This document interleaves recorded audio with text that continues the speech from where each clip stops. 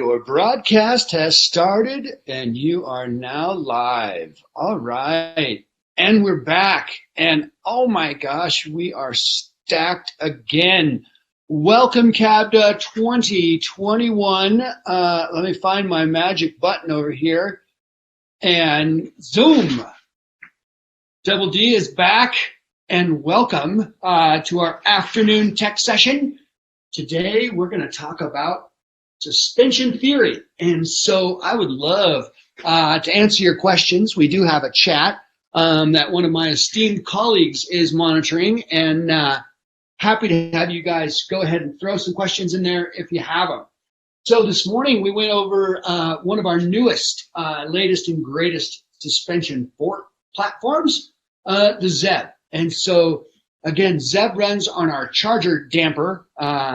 And when we talk about suspension, we really want to talk about, four key and four critical areas. And so this isn't just in the design process. This just isn't in the theory, but this can also transfer directly to you folks in the shop and sales. And so those four items or those four areas are control, comfort, durability, and traction. So control, that's an easy one, right? If your rider is suspended, if the wheels are moving independently of the bike, if they're tracking the ground, you're going to be able to stop, right? So control, a key factor. The second one, comfort. If you look back 10 years ago on the World Cup cross country, you would see maybe a few hardtails. Maybe a few full suspension bikes, but not very many. It was predominantly hardtails. The courses were, a little bit easier. But if you look back today, you're going to see pretty much full suspension across the board. When it comes to isolating that rider, not necessarily just for his comfort, but for fatigue. And so comfort is a big one. Durability. If your bike isn't just rattling to pieces, you're going to have a lot more durable machine. And so isolating the vibrations from the ground that don't get to the rider, again, is going to give that frame a lot longer life. And then the last one is traction. And so traction is the key to speed, right? If we can slow down faster, we can go faster. And if we can accelerate faster, again, we can go faster. And so keeping that wheel on the ground is a key piece. So how do we achieve that? Well, it's really just two pieces, right? We have a spring and let's call it a spring control unit or a damper. We want to be careful that we don't say dampener, right? This is a dampener. And when we are isolating forces, when we're using the flow of oil or stiction, any of those, we are getting damping. So let's break it down and maybe we'll switch over. I thought today it would be fun to drop into a rear shock. Not only are they real compact and fit nicely on camera, but there's a lot of mystery, I think, around that rear shock where I think most folks that have been in the bike biz for a while have performed fork service, whether it's just dropping the lowers or actually, getting in and changing that fluid, a pretty simple operation. I mean, honestly, a 5mm wrench and a hammer is about all you need for most of that service. Something that should be done, again, every 50 hours. And so speaking of 50 hours, I like to get into just a little bit of the tools we have available at SRAM to make service as well as the sell process that much easier. So let me move over here, and I'd like to introduce a small little program here, and his name is the ROCKSHOX Trailhead app. And so when we drop into ROCKSHOX Trailhead, he's already on my ZEB Ultimate fork that I was playing with a little bit earlier today. But we get all this information just straight from the serial number. And so serial numbers are laser etched in the back of all of our forks. And what a great place to start. And when I say start, let this be the introduction to your customer about their suspension. And so while not a ton of theory, it does have a very nice tuning feature. And so we no longer have to ask our customer necessarily what their weight is. We can just go ahead and have them enter that and what kind of bike it is. And so Zeb, again, great application for our e-bikes. And it says, go ahead and put 63 PSI. Now, standard mountain bike, 10 pounds less. Again, the bike weight, a key factor in that. So that's a little bit way to find out some information. But what else is in here? Let's check our upgrade kits. What this is going to do is let you know exactly what tuning options are available. Sorry, not tuning options. Upgrade kits. What tuning options are available as far as air springs. And so again, Zeb works well from 190 mil travel all the way down to 150. So great option there when it comes to talking about suspension, talking to your customer, as well as maybe pre-ordering those service kits before they show up. Oh boy, before they show up for their, did I do that whole thing on the wrong camera, Mike, and you didn't stop me? All right, sorry about that. So again, to our upgrade kits. So today, let's give a little talk about our dampers. And so I brought out our traditional charger damper. This is our Rev 1. It was a great unit and really led to the creation of quite a few other ones. And so when we look at our charger series, we have just this kind of, this damper. We've got the new Charger RC, again, a one-piece damper. Charger 2, it had a little bit of upgrades and some more ceiling surface, and then our newest, the Race Day. And so this Race Day is pretty wild. I think you guys are all familiar with the classic Sharpie Race Day damper. Again, is about the exact diameter of a Sharpie. And so we're getting a lot of performance out of this little tiny package. So we're not here to talk necessarily product. We want to talk about some of the theory behind that product. And so we can't do that without starting with air springs. And so while damping those vibrations is very important, more importantly is that our pedals are at least a little bit off the ground. And so let me prepare here really quick with a set of fantastic Smurf gloves. Again, I'm going to open up myself to some fluids, some 1030 oil, and a few things. And so proper safety is always a concern. That being said, the first thing that we do with most suspension services is diffuse that bomb. And so get rid of that compression nut. That was from something else. Diffusing that bomb or letting out the air. Ooh, mic check. Right on. Let me see what I got here. Internal microphone. I guess I'm just going to have to step it up in the volume department, guys. Sorry about that. So when we start talking about our springs in cycling, we use traditionally two different kinds, right? A coil spring and an air spring. And so while they both have their benefits, let's quickly talk about what those benefits might be. So a coil spring, very active, right? Very linear, no friction or stiction whatsoever, but they're heavy.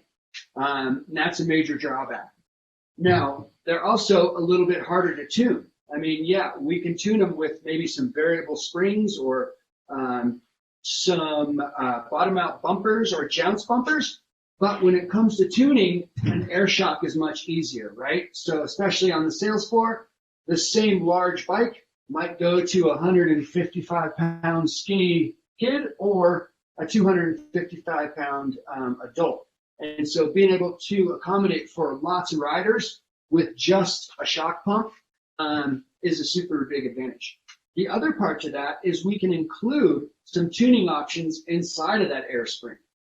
And so when I talk about tuning options, really that comes down to just like our fork, where we use bottomless tokens, we're going to use some bottomless tokens as well in our shock. So let's start with our 50-hour service. I'm going to remove my air can. I've already double checked that I removed the air.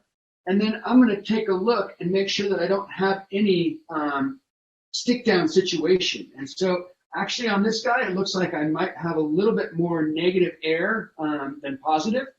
And so I'm just going to stop for a second and make sure that if that guy does come off there, that it doesn't come off in an accelerated manner. And so a little claw through the end will make sure that if we do have some negative air inside there, that our can's not going to take flight. All right? And we're looking pretty good. So there's our air can. And so we can see in our air can here, he's separated into two areas. One is our positive air chamber, and the second, our negative air chamber. And so having those two and having them equalize using this little dimple, you can see that that little dimple lines up perfectly with our quad ring, right, or our air pump. And so as we hit an impact, right, that guy's moving up, he's compressing that positive air, right, and then rebounding back to its normal position. So what is the use of this negative air spring here, right, the area behind that piston? And so what we want to do is create equilibrium between those two, and so that we don't have a high breakaway force. And so if we just had 100 psi here, we would have to overcome that with that first initial impact. So now with the negative air, we put that guy into equilibrium, and now we can have almost zero breakaway force when it comes to those air springs. Now you might notice a second spring here. This is what we call our countermeasure spring. So a countermeasure spring is a stack of Belleville washers, right, that are held together and run on a nice Teflon bushing. And those Belleville washers are really meant to take away this initial breakaway force. And so that breakaway force is our IFP, or our internal floating piston. All right, so let's check out some of those tuning options. We mentioned that inside of this fork, or this rear shock, there would be some tuning options. And so let's take a look here real quick at what size we have. So this is a 52.5 millimeters of stroke. Now, in our chassis, we make a few different size chassis, but not necessarily are they all the same. And so this fork, or I'm sorry, this rear shock without this travel limiter could also be a 55. And so that's important. You're going to see all of our rear shocks will come in 5 mil increments. And so those can be tuned as well if you have that, if you have that ability. The next thing I'm going to show you is that bottomless token. And so that bottomless token in this rear shock is going to be one of three colors: red, green, or blue. And so the red one is going to be what you'll see in most of your OE rear shocks. And that little red guy, again, is just taking up volume and allowing us to tune that rear shock. So when would we want to do this? All right, we gave that example of an air shock being right for a 155-pound rider just as well as a 255-pound rider. So it's not necessarily just weight, but also riding style. And so if we're getting a lot of very deep compression or bottom outs, and we can tell that by our little O-ring off the back, or in a real high-tech world, we would all have these, little telemetry devices that read all of the impacts and all the inputs. And so we'll talk about shock whiz perhaps over in the lounge a bit later. But yeah, the key here is what kind of progressivity or linearity are we looking for out of our rear shock? And so if we're getting a lot of bottom outs, we might want to add another token. And again, I mentioned the blue or green. Those guys are an aftermarket token that you can put on. So again, I don't know if the Nardog token is named after our dog, but the Nardog fits in there, again, taking up quite a bit more volume. And then the last one is this guy, which is the sonar token. So taking NAR to the next level and making it sonar. Maybe the next one will be called supernar. I don't know. You will notice that these guys are asymmetrical. So on reinstallation, we want to make sure that that cutout goes towards our air valve, and that way we don't have that guy press on our Schrader valve. And so if you're having a hard time getting air in there, it's probably that token is put in upside down. So any questions there, folks, on positive and negative air? Colby McCall, I hope my mic's a little bit better. You know, if you were on our last chat, we talked about the other famous McCall brothers. It's always good, from Aptos, California. All right, so what we've got here is basically the middle of our 50-hour service. And so this should be something that's getting performed at the shop quite a bit. Some of your more savvy customers might be able to do this at home. But again, one of those services that should be done every 50 hours, not necessarily just for performance, but having a fresh tune on your rear shock definitely will aid in performance, but for longevity, right? So if we do have contamination in our scraper seals, in our wiper seals, those guys can scratch our oil shaft, or worse, get up in here to our damper shaft, and so losing all rebound control. So good thing to do, 50-hour service, but also great to talk to your customers about said service right up front. I came up with a good one a little earlier, that when you sign up to buy a car, you also sign up to be like a tire checker and like a window washer and a gas putter inner and all these things. So signing up to have a bike, boom, you're also maybe a little bit of a bike tech, right? Tire changer. So let's get inside this guy. And let's move from our conversation about springs, right? Air springs or coil springs, to our conversation about dampers. Awesome. All right, so underneath this little cap here, and again, this is going to be where your home mechanic generally runs out of talent, because to put air in here, you're going to need a special adapter. And so anybody that's ever let the air out of the IFP and not been able to put it back in, the problem there is we always need to have that positive charge to avoid cavitation in our rear shock. So I'm defusing the bomb. I'm getting that guy out of there, maybe. I have let the air out of there. Again, 250 PSI hiding in there. So quite a bit. No, you're out of there.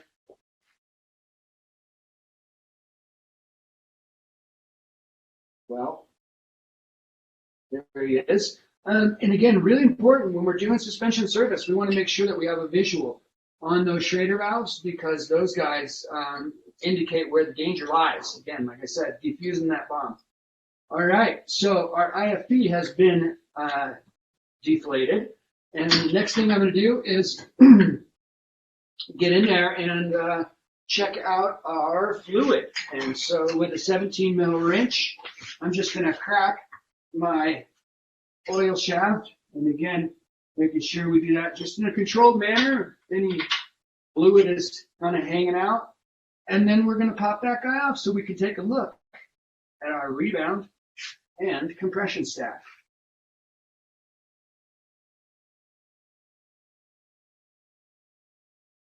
So rebound, as we know, is that force of that spring wanting to extend and controlling that rebound from the spring. And our compression is just that. As we compress our fork and spill our oil all over our work area, that's going to be that compression, right? And so controlling each of those in a different manner is key. All right. So I always like to have, fun little anecdotes. And one of those is, and I think we said it earlier, what is tire pressure? Well, tire pressure is the least amount of air you can run in your tires without getting a flat. And so I like to say that as well about, suspension. What is sag? Well, sag is how you run your suspension, right? You want your pedals as low you can get to the ground without those things banging around. And then again, controlling that in a controlled manner. So let's take a look at some of our anatomy here again. This is our deluxe shock, or again, intended use, 100 mil to 140 or so. And so this has just one compression circuit. Now, when we get into our deluxe or our super deluxe or our super deluxe coil, those guys are going to have, again, a more complex compression circuit, which gives us a little more adjustability. And again, a little bit higher intended use, right? We're dropping huge mountains. So let's take a look at this. Our piston bolt and our compression stack. Don't leave one of those guys hanging. So on the bottom, as we move that oil through our piston, he is going to be pushing on this compression stack. And so we got to get these guys out of the way, but keep them in order. So currently, we don't publish what our compression and rebound stacks are made of. And again, not necessarily just for the competition, but because it's a very lengthy process. And as you can see here, it's very easy to get these guys out of order. And quite a few of those shims. And so in our rebound stack, right, we are bringing fluid from one side to the other. Get that a little bit closer. And in our compression, we're bringing it from this side, one side over to the other. And so we've got really two adjustments here. We've got our rebound, right, which this guy is moving a rod up and down inside here. You can probably actually see that little metering rod there. We call it a needle and seat. And so what it is there's really just a needle in there. And the further we have that needle away from our orifice, the more fluid that can travel. And so faster rebound. And the more we move that needle up into that orifice, we close off that hole. Again, just like if there's a fire, only so many people can run out one door. But if we open up two doors, we can get more people out at once. And so opening that guy or closing him, that's our low speed rebound. Now, only so much fluid can flow through that low speed rebound. And when he gets clogged up, we're going to have to send the rest of that fluid through these rebound holes. And so that is that fluid entering through this recess, right?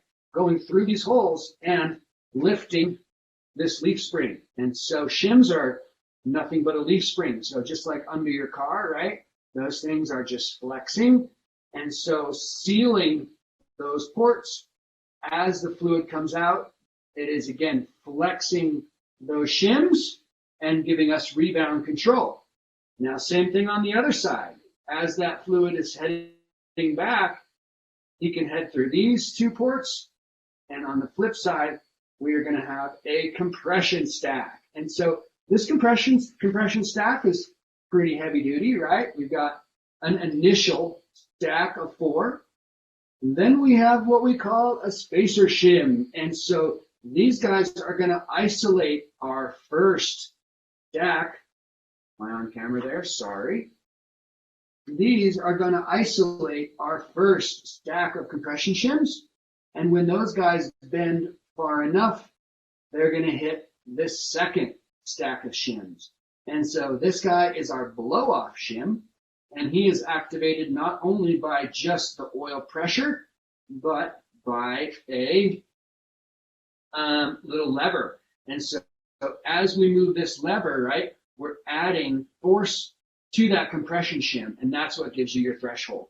So quite a bit going on in there, and as you can see, not something that's easy to replicate, right down to what we call like a hoop shim, right? Like this little guy, right down to that hoop shim. And so we really want to make sure that we keep those guys in order and get them back together, because that is going to be, again, that damping control on compression on this side and rebound over here. So again, that's what's really happening inside that guy. Any questions on compression rebound? All right. Look at all those little fellas. And so the last piece to this shock is going to be our internal floating piston. And so, as mentioned in our Super Deluxe, we have an internal floating piston over here. All right. An internal floating piston in this zone. This guy, it is housed in the damper body itself. So how does that guy come out? Just a little bit of air pressure. And so I'm going to grab my pump that has that super secret special adapter on it. And I'm just going to give that guy a few pumps, and we will now have a pretty much completely disassembled ROCKSHOX Deluxe. And there he is, our internal floating piston. So this guy is aluminum, probably the last of the alloy IFPs that we have. But the reason being is it has to be very small. We don't have a lot of extra room inside of our Deluxe shop. We're inside of our Deluxe, Super Deluxe, and our Super Deluxe coil. You're going to find that a Delrin IFP. So during our service, we are going to replace a few key items here. One of them being the dog hair from my glove. Replace a few key items here. Number one being, in our 50-hour service, we're going to replace our reverse Oreo scenario here. So our quad ring, as well as our backup rings. We would replace our scraper seal, as well as our quad seal. We would replace our IFP O-ring. And then the last, but not least at all, is a couple of our sealing O-rings here, and perhaps some fresh eyelet bushings. So let's head back over here and see if we have any questions. Awesome. So guys, I like to break those down, just, get you inside, let you take a little look at what we've engineered into such an amazingly small area, honestly, and really talk about just incremental enhancements. So every year, rear shocks get better, and it's really just those minute incremental enhancements that come through either our test lab, either working with our OE partners, or my favorite, out on the racetrack. And so really happy to have you here again. These sessions are recorded, and you'll be able to, again, pop on over to the SRAM Lounge. We've had some awesome conversations. We've got a lot of talent over there. We've been joined by, just some great folks. And so please head on over to the SRAM Lounge. We would love to answer any of the questions that you guys have. And over there, we'll have kind of a live Q&A ability. So I know sometimes asking questions about suspension with your fingers might be a little more difficult. But head on over there, enable your camera and your mic, and we will get you guys taken care of. But again, thank you, CABDA. 2021, to Jim and the team, it's been an amazing experience. I think we've all had a lot more fun and a lot more engagement than we ever imagined. Thank you to my Marcom team at SRAM for creating such a great booth and all of the assets that keep you guys running. Most importantly, our product team that just keep the innovations coming, keep our jobs exciting and new. But most importantly, thank you to you. Thank you for supporting SRAM. And on behalf of 3,600 employees in 9 countries and 20 locations, be well and create a great day or a great evening. And we'll see you at the lounge. Thanks again.